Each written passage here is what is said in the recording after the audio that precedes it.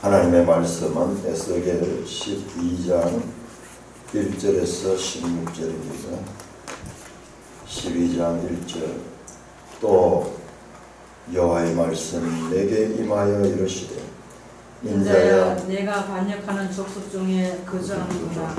그들은 볼 눈이 있어도 보지 아니하고 들을 귀가 있어도 듣지 아니하나니 그들은 반역하는 족속임이라. 인자야 너는 포로의 행장을 꾸리고 낮에 그들의 목전에서 끌려가라. 내가 너 처소를 다른 곳으로 옮기는 것을 그들이 보면 비록 반역하는 족속이라도 혹 생각이 있으리라. 너는 낮에 그들의 목전에서 내 포로의 행장을 받게 된 너 길을 끌려가는 포로의 행장같이 하고 저물 때에 너는 그들의 목전에서 밖으로 나가기를 포로되어 가는 자같이 하라. 너는 그들의 목전에서 성벽을 뚫고 거리로 따라 옮기되 캄캄할 때에 그들의 목전에서 어깨에 메고 나가며 얼굴을 가리고 땅을 보지 말지어다. 이는 내가 너를 세워 이스라엘 족속에게 징조가 되게 함이라 하시기로. 내가 그 명령대로 행하여 낮에 나의 행장을 끌려가는 포로의 행장같이 내놓고 저물 때에 내 손으로 성벽을 뚫고 캄캄할 때에 행장을 내다가 그들의 목전에서 어깨에 메고 나가니라. 이튿날 아침에 여호와의 말씀이 또 내게 임하여 이르시되 인자야 이스라엘 족속 곧 그 반역하는 족속이 너에게 묻기를 무엇을 하느냐 하지 아니하더냐. 너는 그들에게 말하기를 주 여호와의 말씀에 이것은 예루살렘 왕과 그 가운데 있는 이스라엘 온 족속에 대한 묵시라 하셨다 하고 또 말하기를 나는 너희 징조라. 내가 행한 대로 그들도 포로로 사로잡혀 가리라. 무리가 성벽을 뚫고 행장을 거리로 가지고 나가고 그 중에 왕은 어두울 때 어깨에 행장을 메고 나가며 눈으로 땅을 보지 아니하려고 자기 얼굴을 가리리라 하라. 내가 또 내 그물을 그의 위에 치고 내 올무에 걸리게 하여 그를 끌고 간 갈대아 땅 바벨론에 이르니 그가 거기에서 죽으리니와 그 땅을 보지 못하리라. 내가 그 호위하는 자와 부대들을 다 사방으로 흩고 또 그 뒤를 따라 칼을 빼리라. 내가 그들을 이방인 가운데 흩으며 여러 나라 가운데에 해친 후에야 내가 여호와인 줄 그들이 알리라. 그러나 내가 그 중 몇 사람을 남겨 칼과 기근과 전염병에서 벗어나게 하여 그들이 이르는 이방인 가운데에서 자기의 모든 가증한 일을 자백하게 하리니 내가 여호와인 줄 그들이 알리라. 하나님 아버지, 하나님의 깊고 은밀한 뜻을 우리에게 열어 보여주시니 감사합니다. 예수님 이름으로 기도드리옵나이다. 아멘. 자, 11장까지요. 8장에서 11장까지는 영안에서 하나님께서 에스겔을 순간 이동을 시켜가지고 갈대아에서 예루살렘으로 그리고 예루살렘에서 갈대아로 오게 하시는 영안에서 메시지를 전했습니다. 여러 가지 이 그림 환상적인 그림들을 통해서 메시지를 전했습니다. 자, 이제 12장은 또 여호와의 말씀이 내게 임하여 이르시되 이제 또 다른 각도에서 말씀합니다. 내용은 같습니다. 내용은 이스라엘 백성의 심판, 그 심판이 바로 유배, 포로로 잡혀가는 거죠. 그래서 하나님께서 이모저모로 이스라엘 백성의 심판에 대하여 정보를 주십니다. 선지자가 하는 일이 그 일이에요. 하나님의 뜻을 전하는 거예요. 자, 이번에는 상징적인 행동을 통해서 말이 아니라 행동을 통해서. 말은 청각적인 그와 같은 도구고, 그 다음에 이 행동은 눈으로 보는 것, 눈으로 보는 것. 그는 귀로 들려서 깨우치고 눈으로 보여주어서 깨우치고, 이모저모로 하나님께서 이스라엘의 심판, 즉 유배와 그 다음에 이제 17절 이후로는 이제 기근에 관한 상징적인 행동을 퍼포먼스, 요즘 행위 예술가들이 많이 하는 퍼포먼스, 행동을 통해서 메시지를 전합니다. 메시지를 전합니다. 메시지를 전하는 방법은 말로만 하는 것이 아니라 이게 일종의 판토마임이에요. 판토마임. 말 없이 그냥 판토마임 가게 무언극.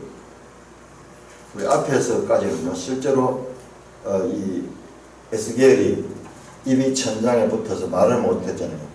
말을 못했잖아요. 그야말로 판토마임이에요. 말 없는 그와 같은 메시지를 들한테요. 장차 유다 백성들이 당할 일들을 상징적인 행위를 통해서 보여주시는 것은 유다 백성을 끝까지 회개시키려는 최선의 방법을 사용하심을 알게 됩니다. 행동을 통한 예언입니다. 자, 예언이라는 말씀이 우리가 예언자 그렇게 했어요. 이 한자로 말씀원자 이래 되어 있는데 두 가지가 있어요. 이게 아니에요. 이것만이 아니에요. 이것만이 아니고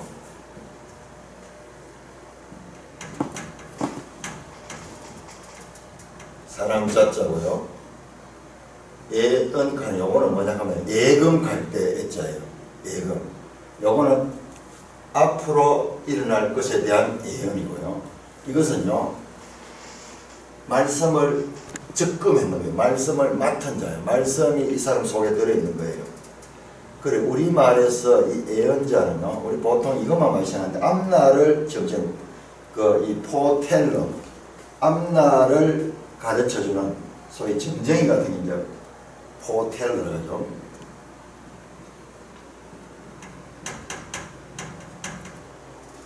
앞날을 맞춰. 그것뿐만이 아니고요. 그것뿐만 아니고 하나님의 말씀을 맡은 자예요. 말씀. 그래서 대언자라는 표현이 있습니다. 그러니까 이 선지자라는 이 뜻 안에는 이 두 가지 요소가 다 들어있습니다. 사실 어떤 면에서는 이게 이제 앞으로 일어날 586년에 일어날 바벨론에 의한 이스라엘의 멸망에 관한 메시지잖아요. 그런 면에서는 이 예언이 맞고요. 그 다음에 그러나 이것을 통해서 메시지를 전한 거, 회개하라는 메시지를 전한 거, 하나님의 그 말씀을 맡아서 앞날을 알려주는 데 목적이 있는 것이 아니라 하나님의 말씀을 맡은 자로서 그 뜻을 전하는데 이 포커스가 있다. 그래서 아침과 그 다음에 저녁과 이렇게 시간을 두면서 포로 행장을 해라. 낮에 하고 또 저물 때 밤에 하고 그렇게 해서 마치 포로들이 잡혀갈 때 하는 모습처럼 그렇게 자세를 취하고 그렇게 실제로 행동해라. 그러면 사람들이 너를 볼 것이다. 보면서 그리고 보니까 3절에 인자여 너는 포로의 행장을 꾸리고 낮에 그들의 목전에서 끌려가라. 내가 네 처소를 다른 곳으로 옮기는 것을 그들이 보면 비록 반역하는 족속이라도, 이스라엘은 반역하는 족속이에요. 혹 생각이 있으리라. 말로 안 되는 건 행동을 통해서, 시각적인 자료를 통해서 보여주면 혹시 변화가 있을까. 5절 너는 그들의 목전에서 성벽을 뚫고 거리로 따라옮기되 캄캄할 때 그들의 목전에서 어깨에 메고 나가며 얼굴을 가리고 땅을 보지 말지어다. 얼굴을 가리고 땅을 보지 말고 또 가래. 내가 너를 세워 이스라엘 족속의 징조가 되게 하라. 자, 징조. 모페트. 이 영어로 사인.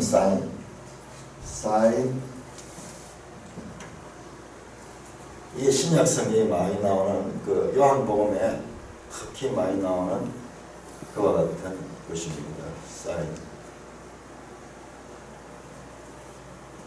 A spatial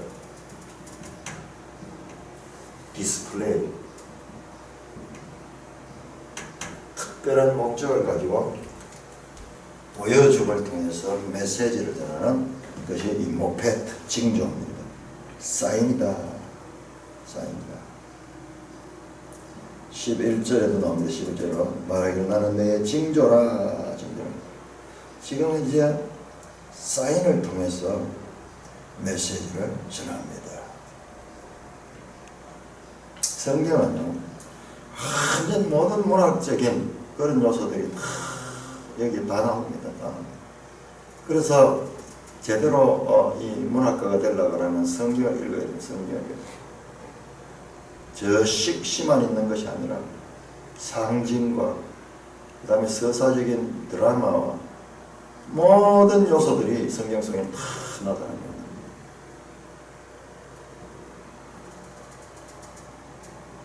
요한복음은요 7 사인으로 되어 있습니다. 7개의 사인으로 되어 있습니다. 그러니까 우리가 이 선지서를 읽으면서 이 훈련할 건 계시록과 그리고 그 요한복음이 어렵거든요. 그 요한복음까지도 공부할 수 있는 그런 기초를 준비해야 돼요.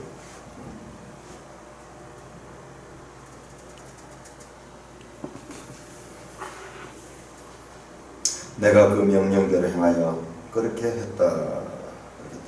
자, 8절입니다. 8절. 이튿날 아침에 여호와의 말씀이 또 내게 임하였다. 인자야 이스라엘 족속 곧 반역하는 족속인 네게 묻기를 무엇을 하느냐 하지 아니하느냐. 하나님이 이런 관심을 받기를 원해요. 이들이 일이라도 최소한 관심을 가지면 그 메시지를 전할 수 있습니다. 말로 해서는 기가 먹어서 듣지 않으니까. 너는 그들에게 말하기를 그렇게 물으면 이렇게 말해. 주 여호와의 말씀이 이것은 예루살렘 왕과 그 가운데 있는 이스라엘 온 족속에 대한 묵시라 하셨다고. 앞으로 일날 일의 사인이다. 이것은 사인이다. 그렇게 말해라. 또 말하기를 나는 너희의 징조라. 자, 이 묵시는 마사하는데 마사 이것도 하나의 그 이 말씀입니다. 프로파시 또는 오라크.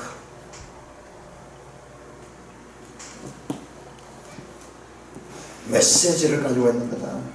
말 없는 메시지다. 또 말하기를 나는 너희의 징조라.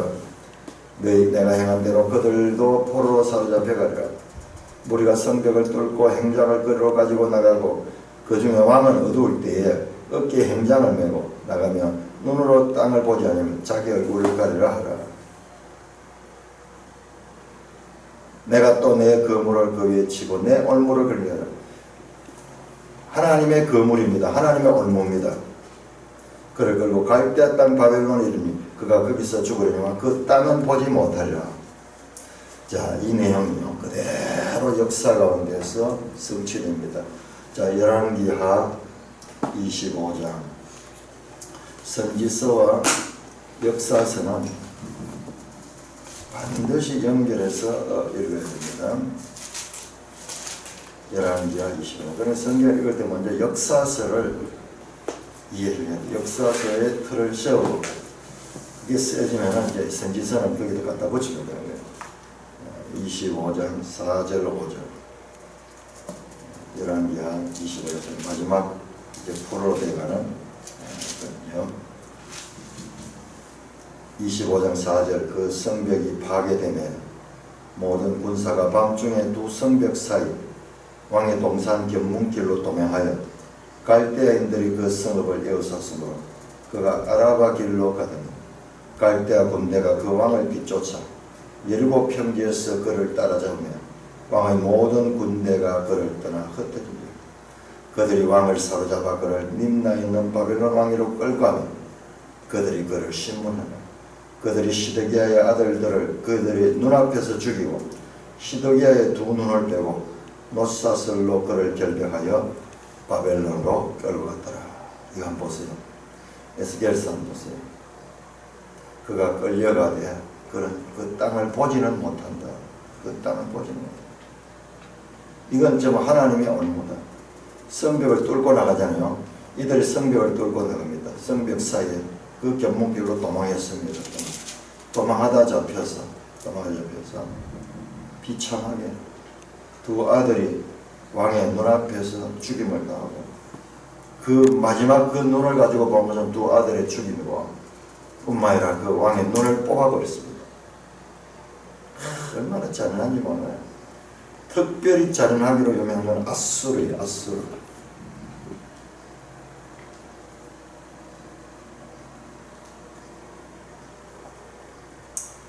이 상징행위는 역사를 통하여 이 하나님의 메시지를 무시한 백성들에게 그대로 이루어집니다. 15절입니다. 14절 내가 그 호위하는 자들의 부대를 다 사방하고 또 그들이 따라 칼을 빼리라. 지금 그 내용이 나왔잖아요. 부하들이 같이 도망간데 이런 위기에 처한 부하들이 산산이 다 흩어져 버려. 왕은 잡히고 두 눈을 뽑히고 두 아들을 죽임당하고 15절입니다. 내가 그들을 이방인 가운데로 흩으며 여러 나라 가운데 해친 후에야 내가 여호와인 줄 그들이 알리라. 자, 우리가요 성경을 제대로 보면요 우리의 상식과 전혀 반대되는 내용이 많이 나옵니다. 근데 우리 대충 성경을 우리의 상식대로 보잖아요. 에레미야 선지자의 메시지가 뭔지 아십니까? 에레미야 선지자는요 포로로 잡혀가는 거예요. 바벨론에게 항복하라는 겁니다.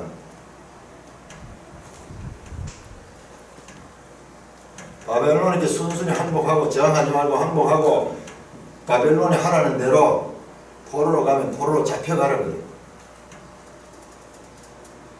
그러니까 이 민족들이 봤을 때는 이 에레미야는요 정말 매국노예요. 매국노.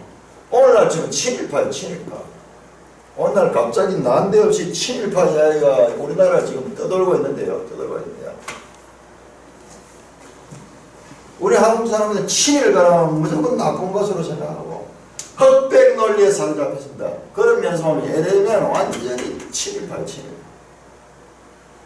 백성들이 가장 싫어하잖아요. 그래서 에레미야를 죽이려고 하고 그 입을 털어막습니다. 그리고 에레미야의 말을 안 듣고 반대로 애국으로 도망갑니다. 사람들 애국으로 도망가고 또 저항합니다. 싸움에서 저항합니다. 하나님이 우리와 함께 하시니 우리가 이 바벨론을 싸워서 이기자. 열심당대는 그렇게 하고 그러다가 칼과 기근에 다 죽습니다. 선지자가 전하는 하나님의 메시지는 바벨론 항복이에요. 그래 우리의 상상은 완전히 초월합니다. 우리의 상식 같으면 선지자가 나와가지고 하나님의 능력이 있으니까 싸워서 이겨라 그렇게 할 텐데 아닙니다. 그렇게 하실 때도 있고 항복하라 하실 때도 있고 하나님의 뜻은 때와 상황에 따라서 그렇게 변화무쌍합니다. 부드럽습니다. 굳어있지 않습니다. 흑백 논리 아닙니다. 근데 우리가 굳은 마음을 가지고 성경을 보니까 흑백 논리로 보는 거예요. 흑백 논리로 보는 거예요. 완전히 우리의 생각을 뒤집어 엎는 하나님의 뜻이 성경에 얼마나 많이 나오는지 몰라요. 그래서 우리가 성경을 자꾸 읽으면은 우리의 생각 자체가 바뀝니다. 생각 자체가 바뀝니다. 모든 것을 흑백 논리로 보지 않습니다. 사람들이 판단한 대로 판단하지 않습니다.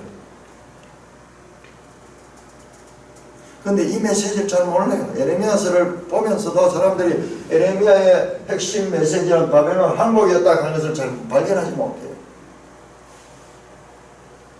지금 여기에 동일합니다. 에스겔도 동일합니다. 포로로 잡혀갔던 자들이 포로로 잡혀가는 것은 어쩔 수 없다. 이방인 가운데로 흩어진 열하나 가운데 해친 후에야 풀어놨단 말이죠. 그때 내가 여호와인 줄 알리라. 내가 여호와인 줄 알라. 하나님의 말씀이 그대로 선지자를 통해서 말씀하신 그 말씀이 그대로 이루어졌구나. 하나님이 바로 하나님의 말씀을 순종해야 사는구나. 생명과 사망이다. 말씀을 따라가면 살고 불순종하면 사망하는구나. 그래서 신명기에 그 말씀 나왔어요. 내가 너희 앞에 생명과 사망을 두었나니 내 말을 따르는 자는 생명을 얻을 것이요 내 말을 불순종하는 자는 사망을 택한다. 신명기에 이미 다 나와 있어요. 내가 너에게 이른 말은 영이요 생명이다. 아들이 있는 자는 생명이 있고 아들이 없는 자는 생명이 없느니라. 아들이 누구냐? 말씀 그 자체예요. 생명 그 자체입니다. 영 그 자체입니다. 살리는 것은 영이니 육은 무익하니라. 주 예수께서 강림하실 적에 우리가 영의 몸을 입고 영생으로 들어가게 될 것이다. 이게 한결같은 말씀, 한결같은 말씀. 그 포로 가운데서 여호와인 줄 알고 회개 운동이 일어납니다. 우리 어디 봤죠? 다니엘 9장에 철저하게 회개하면서 그 회개의 이유가 무엇인가 정확하게 모세의 그 말씀의 상벌 조항대로 봤을 적에 우리는 그 언약을 어겼고 그 언약을 어긴 것이 죄고 그렇기 때문에 우리는 이 저주를 당하는 것은 당연합니다. 우리의 의로서는 하나님 앞에 심판당할 수밖에 없습니다. 하나님의 긍휼을 의지할 수밖에 없습니다.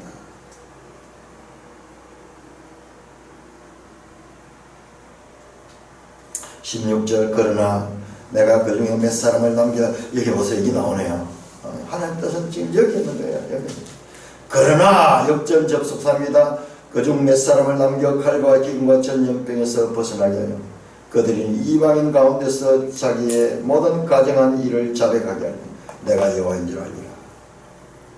여기에 핵심이 있습니다. 그래서 성경을 우리가 읽을 적에 어떻게 읽느냐, 검을 찾듯이 감추인 보화를 찾듯이 찾아. 여기에 지금 하나님 말씀의 방점이 있습니다.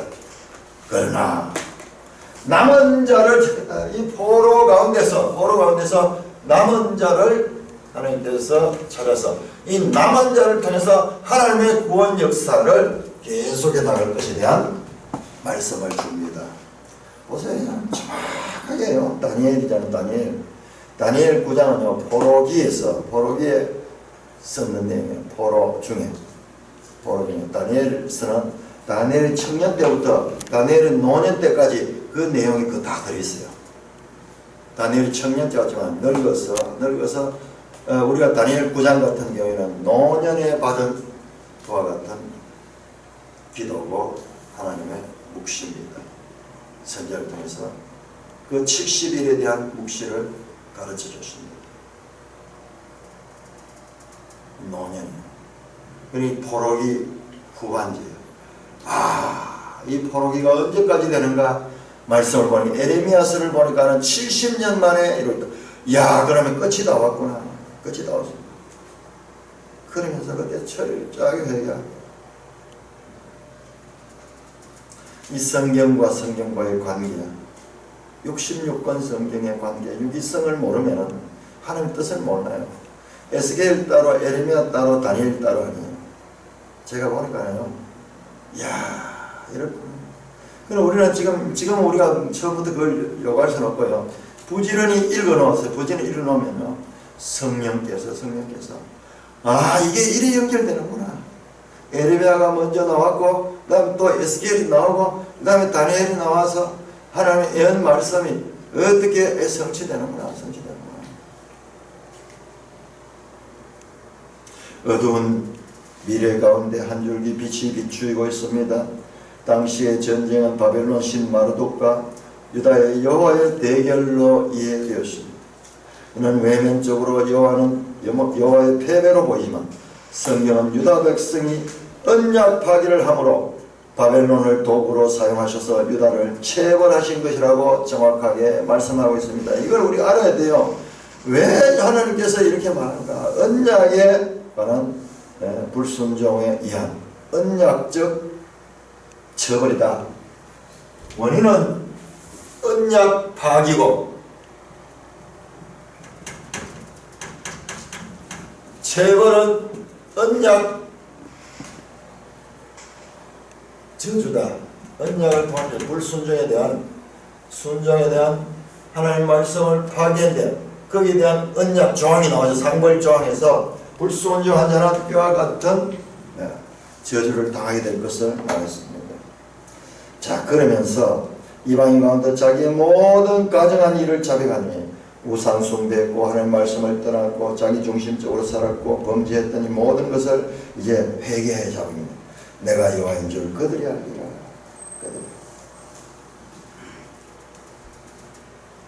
유다 백성들이 선지자의 소리에 대한 태만함, 유다는 하나님께서 세우신 만큼 영원히 망하지 않을 것이라는 생각을 가지고 있습니다. 이들이요, 근거 없는 확신이에요. 부분적인 해석 이해예요. 세계 가운데 너희를 만민 중에 가장 높게 하겠다. 이것은 순종 해석 때의 하나님의 약속입니다. 그러나 그들은 이 하나님의 복의 말씀만 붙들고 자기들의 행위는 책임적인 행동은 보지 아니하고 무조건 하나님 복 주실 것만 생각했습니다. 불순종의 경우는 저주가 있을 것을 의식적으로 외면했습니다. 신명기 봤죠? 3배나 걸쳐가지고 불순종에 관한 저주가 나와 있음에도 불구하고 그것은 덮어버리고 복 받는 것만 찾고 있는 거예요. 오늘날 우리 교회한테는요, 책임이 더 큽니다. 왜? 하나님께서 말씀을 통해서 이렇게 자세하게 이스라엘 역사를 통해서 이 사례를 보여주고 거기에 대한 해석까지 다 했잖아요. 그런데 오늘날 교회도 똑같이 복에 관한 것만 보고 복에 관한 것만 보고 있어요. 잘 되는 그런 것들만 사람들이 관심을 가지는 거는 거짓 선지자들은 그와 같은 것을 선포합니다. 그러면 사람이 많이 모입니다. 그러면요, 유기적으로 연합해서 하나님을 뜻을 반대하는 거예요. 패역한 백성, 이스라엘보다 더 심한 악을 행하는 것입니다. 자, 17절에서 28절. 17절에서 28절. 또다시 상징행위를 하라고 말합니다. 17절. 여호와의 말씀에 또 내게 임하여 이르시되 인자야, 너는 떨면서 내 음식을 먹고 놀라고 근심하면서 내 물을 마시며 이 땅 백성에게 말하되 주 여호와께서 예루살렘 주민과 이스라엘 땅에 대하여 이르시기를 그들이 근심하면서 그 음식을 먹으며 놀라면서 그 물을 마실 것이니 이 땅 모든 주민이 포악으로 말미암아 이 땅에 가득한 것이 황폐하게 됨이라. 사람이 거주하는 성읍들이 황폐하며 땅이 적막하리니 내가 여호와인 줄을 너희가 알리라 하셨다 하라. 여호와의 말씀이 또 내게 임하여 이르시되 인자야, 이스라엘 땅에서 이르기를 날이 더디고 모든 묵시가 사라지리라는 너희의 이 속담이 어찌 됨이냐. 그러므로 너는 그들에게 이르기를 주 여호와께서 이같이 말씀하시기를 내가 이 속담을 그치게 하리니 사람이 다시는 이스라엘 가운데서 이 속담을 사용하지 못하리라 하셨다 하고 또 그들에게 이르기를 날과 모든 묵시의 응함이 가까우니 이스라엘 족속 중에 허탄한 묵시나 아첨하는 복술이 다시 있지 못하리라 하라. 나는 여호와라 내가 말하니 내가 하는 말이 다시는 더디지 아니하고 응하리라. 반역하는 족속이여 내가 너희 생전에 말하고 이루리라. 나 주 여호와의 말이니라 하셨다 하라. 또 내게 임하여 이르시되 인자야, 이스라엘 족속의 말이 그가 보는 묵시는 여러 날 후의 일이라. 그가 멀리 있는 때에 대하여 예언하였다 하느니라. 그러므로 너는 그들에게 이르기를 주 여호와의 말씀이 나의 말이 하나도 다시 더디지 아니할지니 내가 한 말이 이루어지리라. 나 주 여호와의 말이라 하셨다 하라. 이 말씀 보세요. 하나님이 액을 복거려요. 액을 복거. 이스라엘 백성들에게 하나님 자신의 뜻을 알리기 위해서 액을 복거합니다. 상징행위 17절에서 나옵니다. 이제는 먹는 것을 가지고 하는데 그래서 먹는데 근심하면서 먹는 그런 모습을 보여주는 거예요. 물을 마시면서도 근심하면서 마시게. 이것도 앞에 나왔었잖아요. 앞에서 물을, 음식을 저울에 달아 먹고 물도 달아서 마시는, 그러니까 근근히 살아가는 기근을 나타내는 그 말씀입니다. 공포 속에 먹고 마시는 행동. 이게 바벨론 군대에서 포로되었을 적에 식량이 성 안에 핍절했을 때 당하게 될 그 사건이요. 사람이 굶주려서 죽어가는 것만큼 이 가슴 아픈 게 됐겠어요. 하나님께서는요, 그거 싫은 거예요. 부모가요, 그 자식의 사망 소식을 들었는데 그 나중에 먹을 게 없어서 굶주려서 그렇게 고통하다가 돌아갔다는 그 소리를 듣는 그 부모의 가슴은요, 그 가슴은 찢어지는 거예요. 찢어지는. 하나님은 그 일을 하기 싫은 거예요. 하기 싫음에도 불구하고 할 수밖에 없는 하나님의 딜레마. 하나님의 구원의 큰 역사를 위해서 듣지 않는 백성들에게는 이와 같은 하나님의 심판이 있을 수밖에 없습니다. 만약 하나님께서 그 언약을 어기버리고 듣지 않는 백성도 그냥 품어주게 되면은 그것은 그들로서 끝이 나지만은 오고 오는 모든 세대에게 주는 하나님의 뜻이 가려워지는 거예요. 긴장이 무너집니다. 긴장이. 오늘날 이 구원파적인 그와 같은 사상, 값싼 구원의 은혜에 도취해가지고 하나님의 뜻을 모르고 지금도 멸망의 길로 가는 자들이 얼마나 많은지 몰라요. 그런 메시지로 교회가 얼마나 가려워졌는지 몰라요. 아니, 어떤 메시지는 구원파보다도 더 못한 메시지가 교회는, 구원파는요, 자기들 구원에 대해서 확신이 있어요. 그래서 얼마나 자부심이 있고 기성교회에 대해서요, 그들은 엄청난 자부심을 가집니다. 자기들이 이렇게 한다. 우리 이 구원파 이 교인 한 사람 한 사람은 기성교회 목사보다 더 뛰어나다고 그렇게 생각합니다. 설교를 하는데요, 1시간, 2시간씩 막 이렇게. 만만치 않습니다. 만만치 않습니다. 우리는 이 기성교회는, 우리 정통교회로 가면 설교를 20분 해요. 20분, 25분 해요. 20분, 15분 해가지고 어떻게 하나님 뜻을 전할 수 있어요? 그거 다 애화하고 온갖 딴소리 다 하고 세상 시사 뉴스 이야기하고. 성경은 지금 고백적인 그리스도인들은 심판당할 것을 말합니다. 실천적인 그리스도인이 돼야 돼요. 오늘날 교회 안에 고백적 그리스도인이 넘쳐나고 있습니다. 그러나 실천적 그리스도인은 찾기가 쉽지 않습니다.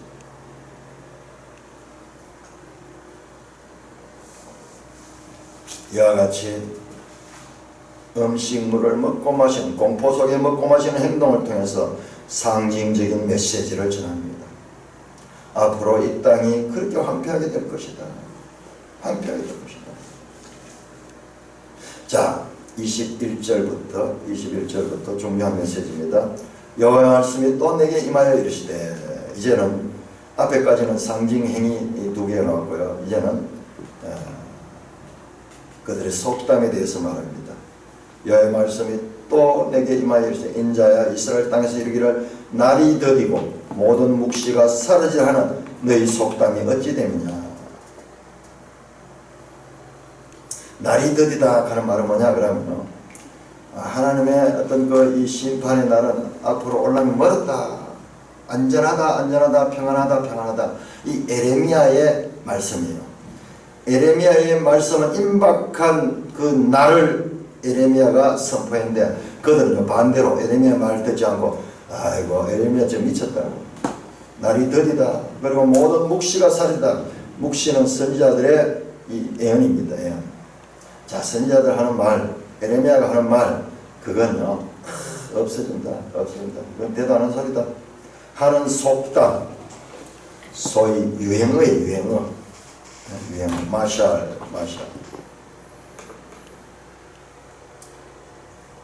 선지자들이 활동하면 활동할수록 거짓 선지자가 나타나죠. 저 말은 틀렸다. 그래서 프레임을 씌워버려요. 선지자가 말하면은 저거 반대로 생각하면 된다. 이런 식으로 속담, 이거 말 틀렸다. 그러면서 오히려 반대로 날이 더디고 모든 묵시가 사라질 것이다. 23절 그러므로 너는 그들에게 이르기를 주 여호와께서 이같이 말씀하시는 내가 이 속담을 그치게 하리니 사람이 다시는 이스라엘 가운데 이 속담을 사용하지 못하리라 하셨다 하고 여호와의 말씀을 전합니다. 여호와께서 이 속담을 지금 이 땅에서 없애야 된다. 이 속담이 모든 사람을 지금 사망으로 끌고 간다. 또 그들에게 이르기를 날과 모든 묵시의 응함이 가깝다. 속담과 반대로 합니다.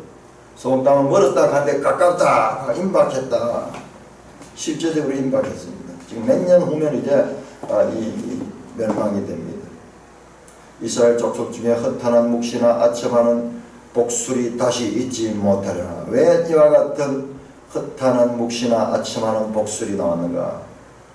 선지자는 심각한 심판을 선포할 적에 거짓 선지자가 어떻게 했는지 아십니까? 허탄한 묵시. 내가 하나님의 음성을 들었는데 이야, 하나님께서 우리를 눈동자같이 지켜주시고 그리고 이 예루살렘 성을 천사들이 와서 쫙 보호하신다. 그러므로 두려워하지 말라. 아첨하는 복술 너희들 헌금 많이 하고 그리고 이 성전에서 이 제사를 잘 드리면 하나님께서 너에게 복을 주신다. 복을 주신다. 이와 같은 거짓 묵시와 거짓 행위들이 이스라엘 족속을 눈을 막아버렸습니다. 오늘날 교회 안에도요. 이와 같은 메시지가 얼마나 넘쳐나는지 몰라요. 얼마나 넘쳐나요.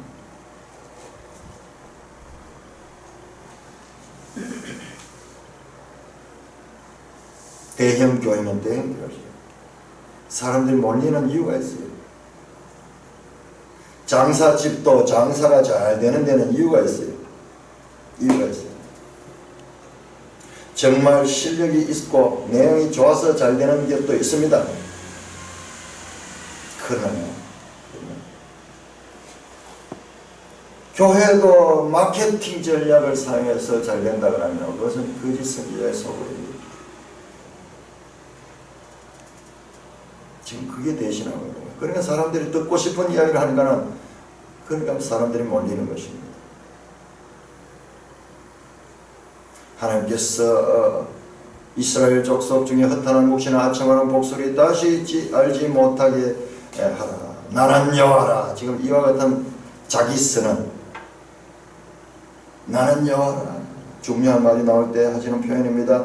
내가 말하느니 내가 하는 말이 다시는 더디지 아니하고 응하리라. 반역하는 족속이여 내가 너희 생전에 말하고 이르라. 나 주 여호와의 말이라 하셨다 하라.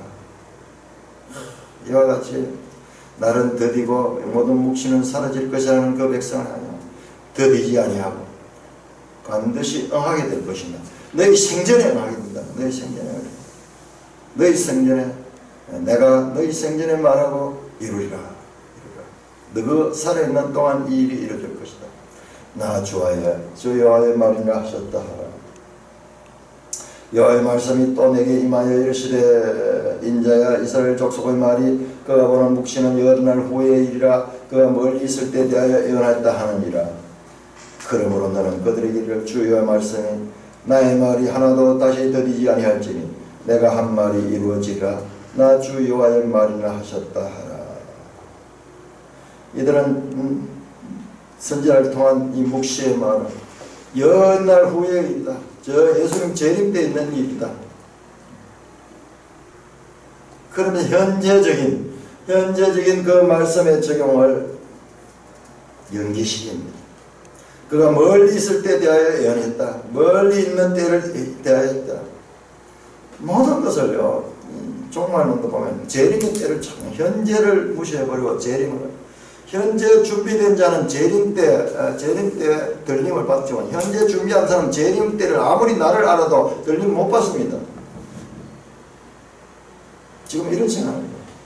나중에 일이다. 나중에 28절부터 그러므로 너는 그들에게 주 여호와 말씀이 나의 말이 하나도 다시 더디지 아니할지니 내가 한 말이 이루어지다. 나 주 여호와의 말이라. 여기 보세요. 지금 계속 말씀이 나옵니다. 말씀. 이야, 기가 막히게 이 구조를 보면요, 행동으로 보여주고 이랬다가 이제 궁극적 본질 들어가면 이제 말씀이에요. 말하고 이루리라. 나의 말이 하나도 다시 더디지 않을지 내가 한 말이 이루어지라. 이 히브리어 보면요, 내가 한 말이, 나의 말이 하나도 다시 더디지 아니하고 내가 한 말이 이루리라. 요거 히브리어인데 한번 읽어볼게요. 콜 다바리 아세르 다발 콘 다바리 콜 모든 말씀, 콜 다발이 다발칸의 말씀이에요. 아세르 다발 하는 말이에요. 이 말씀이 다발이에요. 다발. 이게 언어 유희가 있어요. 언어 유희가 있고 언어적인 그와 같은 강조가 있습니다. 콜 다발이 아세르 다발. 내가 나의 말이 하나도 다시 듣지 아니나 내가 한 말이 이루어지라. 나 주 여호와의 말이니라. 말씀 다발.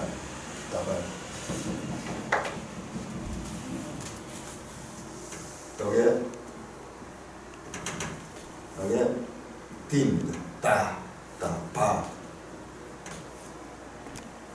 엘, 다발. 그런데 이 다발이 말씀이면서 동시에 뭔지 아세요? 이 다발이요, 동시에 뭐냐 그러면 광야라는 뜻이 광야 할 적에 다발. 너무 신기하죠? 너무 신기하죠? 다발은요, 광야라는 뜻이라고 그랬어요. 제가 이 단어를 보고 그 히브리어 단어에 보면요, 정말 신기한 게 많아요. 전혀 매치되지 않는 그와 같은 내용이 이 같은 단어 안에 이게 그러니까 이 문맥을 따라가 이 다발이 나올 적에 이 광야로 읽어야 되느냐 말씀을 읽었냐가 다르게 나옵니다.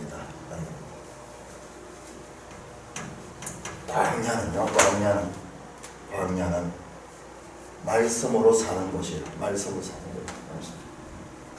사람이 떡으로 사는 것이 아니라 여호와의 말씀으로 사는 것. 그와 같은 의미가 그 속에 포함되어 있을 것입니다. 자, 우리 지도책 205쪽 한번 보십시오. 지도책 205쪽. 205쪽은 선지자들이 쫙 나오죠.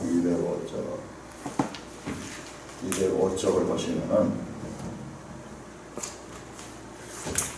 자, 선지자들이 어디에 많이 나오느냐 그러면요, 선지자는 자 700년 오뎃 하는 사람 나오죠. 위에서 엘리야, 미가야, 엘리사, 요나, 오세아, 아모스, 이사야, 미가, 오뎃, 여기까지는 700년대 이상이죠. 700년대 선지자들은 거의 대부분요, 언제냐 그러면은 북이스라엘의 선지자예요. 북이스라엘이 언제 멸망했습니까? 북이스라엘이 BC 722년이에요. 그리고 멸망 직전에 선지자 활동이 활발했습니다. 굉장히 활발했습니다. 보세요. 오뎃은 733년, 미가 735년, 이사야 740년, 아모스 집중적으로 호세아, 요나 집중적으로 포로기 직전에 선자를 활동했어요. 그 다음에 보시면은 나훔부터 해서 600년대 스바냐, 에레미야, 훌다, 하박국, 에스겔, 오바댜까지 여기 바로 남유다가 멸망하기 직전의 선지자들입니다.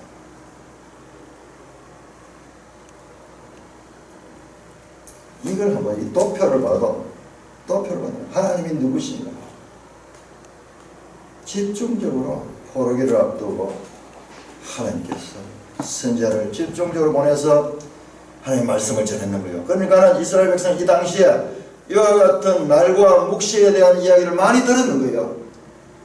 가장 근접적으로는 에레미야를 통해서 들었고, 그 이전에도 이 나훔, 스바냐, 에레미야, 훌다, 하박국, 에스겔 이런 사람들을 통해서, 오바댜를 통해서 들었는 거예요. 계속 선지자들이 이야기 갔잖아요. 그러니까 이들이 이제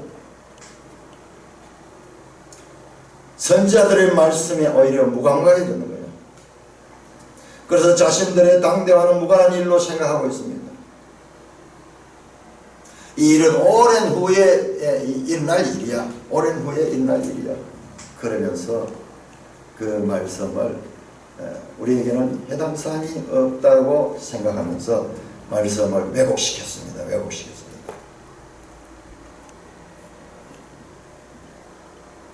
뿐만 아니라 이스라엘의 반역에는 성전 신학이 자리 잡고 있습니다. 이 건물 성전, 이 시온의 이 건물이 우리를 지켜줄 것이다. 우리 어제 그 노래 나오는데 자이온 하는 자이온, 시온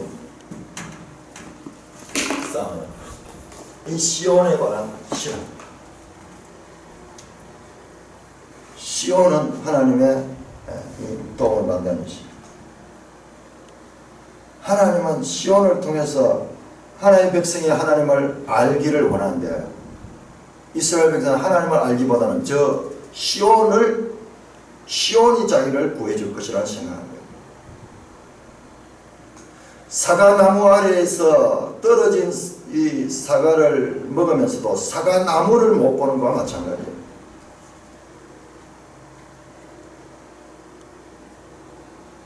달을 가리키고 있는데 달을 보지 않고 손가락을 보는 것과 마찬가지입니다. 그들은 건물 성전이 그들을 지켜줄 것이며 시온이 그들을 지켜줄 것이라는 그와 같은 물질 중심적인 사상에 사로잡혀 있습니다. 그러나 이걸 깨뜨려야 돼요. 이걸 깨뜨려야 돼요. 이 헛된 시온 신앙은 결과적으로 하나님을 성전에서 떠나시겠잖아요. 그 성전이 건물 성전이 아니라 하나님의 함께 하시는 그 성소가 바벨론으로 옮겨지도록 만들었습니다.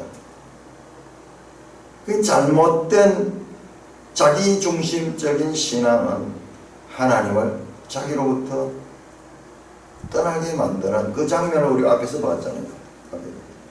자, 매일 성경 해설을 한번 봅시다. 26절에서 28절의 해설. 26절에서 예언의 말씀을 속히 이루십니다. 그가 보는 묵시는 여러 날 후에 일이라는 말은 사라진다는 말보다는 덜하지만, 자 22절은 이 묵시는 사라진다 그렇게 했어요. 그러니까 지금 하나님의 선지자를 통해서 주는 말씀들이 받아들인 사람들이 이래저래 배척하는, 이래저래 한다. 하나는 사라진다 하지만 하나는 아직 멀었던 일이 있다. 자, 잘 보세요. 덜하지만 그 의도는 같습니다. 말씀을 받아들인 의도는 같습니다. 말씀을 자신에게 적용하기 싫은 것입니다. 어쩌면 보세요. 후자의 말이 더 교묘합니다. 말씀은 옳지만 내게는 해당 사항이 없다는 태도로 입맛에 맞는 말씀만 선택하기 때문입니다. 말씀을 부정하는 사람보다 말씀을 왜곡하는 사람이 더 바뀌기 어렵습니다. 이야, 되게 중요한 말이에요. 차라리 부정하는 사람은 차라리 더 낫다는 거예요. 왜곡하는 것은요, 이거는 뭐든지 왜곡합니다. 여러분 사람들 인간관계 한번 해보세요. 인간관계 해보세요. 아무리 내가 바른 말을 해도 듣기를 삐딱하게 듣습니다. 아무리 내가 A를 말하고 있는데 그는 C를 지금 듣고 있어요. C를 듣고 있어요. 이 인간이 가지고 있는 이 만물의 영장이라 그러면서도 어떤 면에서 짐승보다 더 못할 때 있어요. 분명히 이 말을 하고 있는데 저 사람은 자기 생각을 가지고 그 말을 다르게 듣고 있어요. 다르게 듣고 있어요. 이거는 앞에 서서 지도자가 되어보지 않으면 못 느낍니다.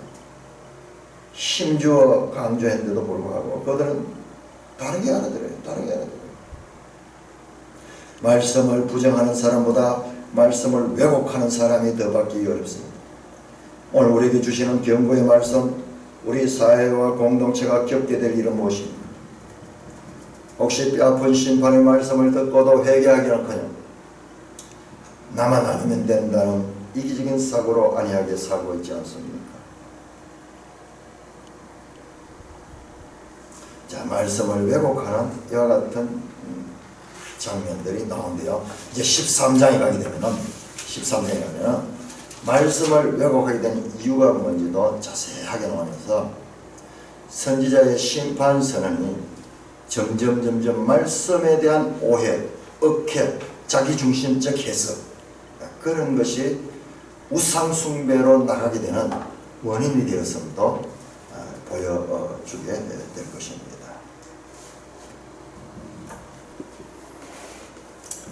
찬송가